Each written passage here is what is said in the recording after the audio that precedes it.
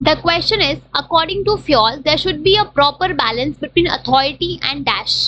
तो किन किन चीजों के बीच में एक प्रॉपर बैलेंस होना चाहिए? तो अगर आप principle of authority and responsibility देखो, उसमें फ्योल क्या बोलते हैं कि हमने जो भी अथॉरिटी डेलीगेट की है और जो भी रिस्पॉन्सिबिलिटी असाइन करी है उनके बीच में एक प्रॉपर बैलेंस होना चाहिए।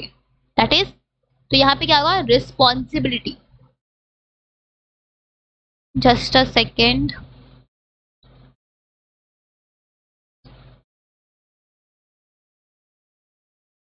मतलब कि सिंपल सी चीज है, अगर आप किसी को अथॉरिटी देते हो, रिस्पॉन्सिबिलिटी नहीं देते, सिर्फ अथॉरिटी दे देते हो, तो क्या करेगा, उस पावर का मिसयूज करेगा।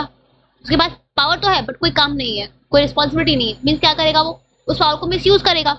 अगर आपने किसी को रिस्पॉन्सिबिलिटी दी, जिम्मेदारियां दी, ठीक है, बट उसको करने के लिए आपने उसको उतनी अथॉरिटी नहीं दी या फिर अथॉरिटी दी ही नहीं, तो उस केस में क्या होगा, वो क्या वो डिसीजन ले पाएगा? नहीं ले पाएगा। जब उसके पास डिसीजन लेने का पावर ही नहीं होगा तो वो काम को कंप्लीट कैसे करेगा, वो अपनी रिस्पॉन्सिबिलिटी को फुलफिल कैसे करेगा, राइट?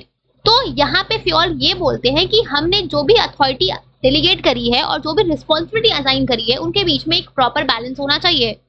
जितनी अथॉरिटी है उतनी उसके अकॉर्डिंग रिस्पॉन्सिबिलिटी भी होनी चाहिए और जितनी रिस्पॉन्सिबिलिटी है उसके अकॉर्डिंग आपकी अथॉरिटी भी होनी चाहिए। अगर ज्यादा अथॉरिटी है कम रिस्पॉन्सिबिलिटी है तो भी दिक्कत है, ज्यादा रिस्पॉन्सिबिलिटी है कम अथॉरिटी है तो भी दिक्कत है। तो काम को प्रॉपरली सही मैनर में होने के लिए आपको ये चीज इंश्योर करना है कि आपकी अथॉरिटी और रिस्पॉन्सिबिलिटी के बीच में एक प्रॉपर बैलेंस हो। जितनी आप अथॉरिटी डेलीगेट कर रहे हो उसके अकॉर्डिंग ही आप उसको रिस्पॉन्सिबिलिटी को असाइन करो, ठीक है? That is there should be a proper balance between authority and responsibility, ठीक है?